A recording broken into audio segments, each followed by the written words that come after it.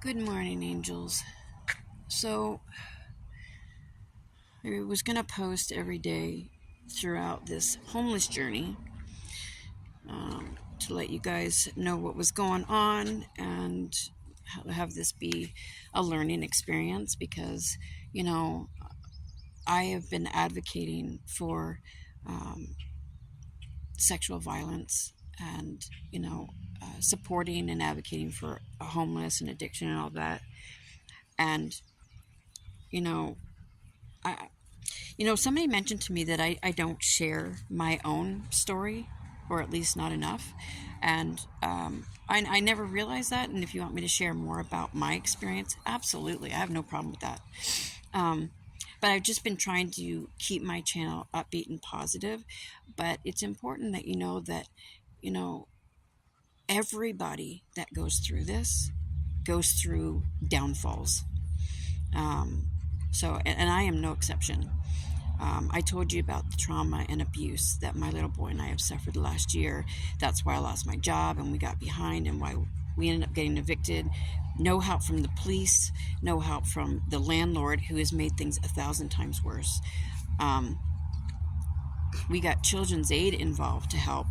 They knew that we were going to be homeless and they did, hey, Lisa, and they did absolutely fuck all.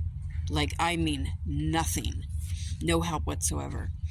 So, a friend of mine who is homeless himself, but he runs a homelessness organization,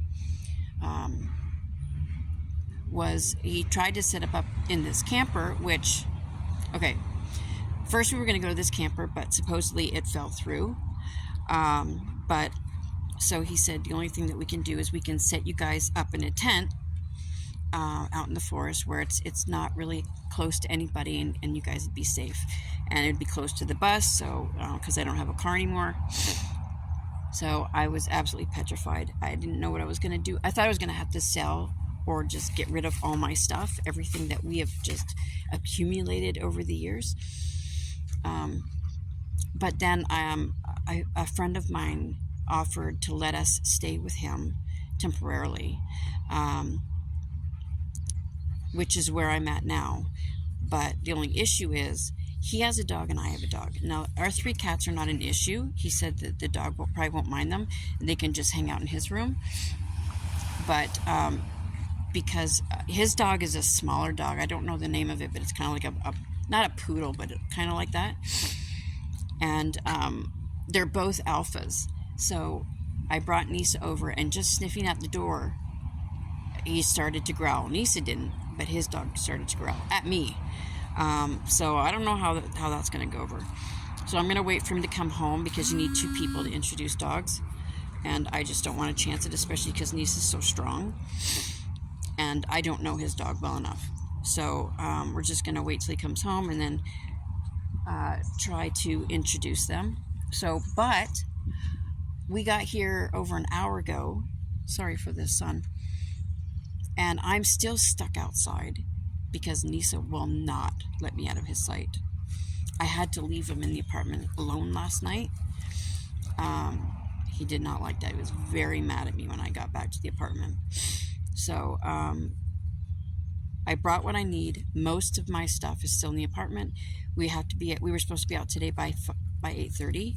So I've tried to send messages that we can pick up, because legally in Canada, you have 72 hours to pick up your stuff. So I offered to either do it over the next couple of days, and that way we'd be completely out, or 72 hours would be Saturday, and I could just get everything then. And then I'll leave the keys. I haven't heard from him. I'm not surprised. He's a dick face, and they're probably going to make this really fucking hard for me.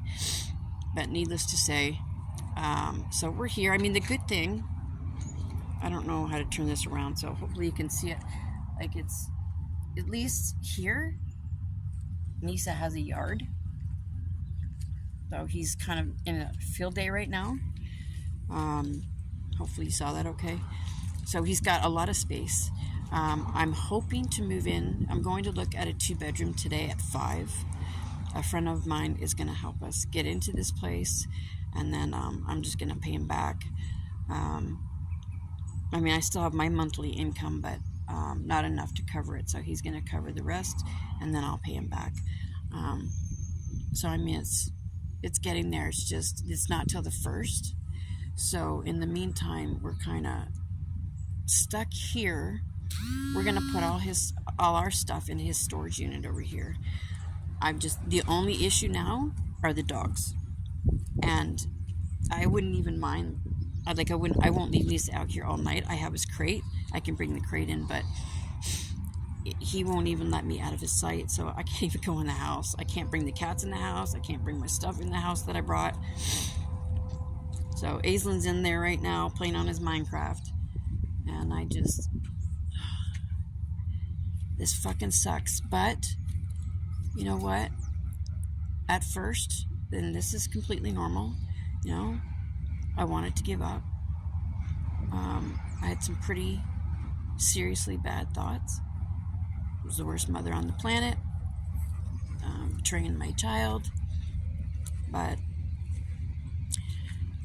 we're all each other has, and I would never do that to him. And I know things will be okay, as hard as they are right now. I did have to go on Ontario Works, which is welfare here, just temporarily. I cannot believe I had to do that, but they are going to help with first and last, at least to a point. And like I said, my friend's going to pay the difference, and then I'll pay him back. And I've just put a bunch of job apps out there for, the crisis center and shelters and places like that. I'd really like to work at Amelia Rising, which is a sexual assault center, but usually you have to have your master's or even just your bachelor's, which I'm going for, but I haven't got it yet. So anyways, I'll find something, but I want something in my field. I'm not just going to go get any crappy job because $15 an hour is not going to cut it. Anyway, so we're getting there. We'll be okay.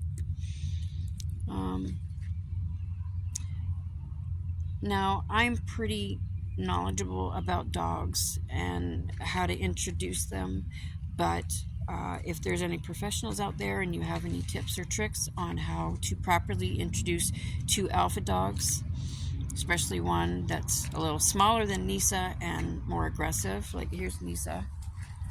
This is a Malamute with his big butt sticking up in the air.